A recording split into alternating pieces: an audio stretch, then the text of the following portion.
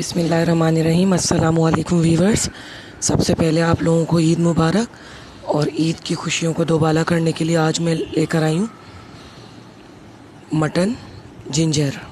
बहुत ही मज़ेदार रेसिपी है, आप लोग ट्राई कीजिएगा और मुझे फ़ीडबैक दीजिएगा। तो चलिए देखते हैं किस तरह से बन रही है मज़ेदार रेसिपी। आप लोग मुझे इंस्टाग्राम पे भी फॉलो कर सकते हैं, FB पर भी फॉलो कर सकते हैं। हैदराबादी किचन के ही नाम से है मेरा पेज। चलिए हम लोग रेसिपी देखते हैं। रेसिपी कार्ड भी शो हो रहा है। चलिए, अगर आपको रेसिपी अच्छी लगे लाइक शेयर और सब्सक्राइब करना हरगिज़ नहीं भूलिएगा। यहाँ मैंने लिया है साबुत लहसुन की पूरी एक गट्ठी, उसको छील लिया है। मटन लिया है मैंने 1.5 kg। नमक लिया है और उसमें मैंने डाली हल्दी पाउडर। ऑयल मैंने लिया है 1/4 कप। हल्दी 1 टीस्पून ली है, नमक मैंने 1 टेबलस्पून लिया है। अब इसको मैं फ्राई करूँगी।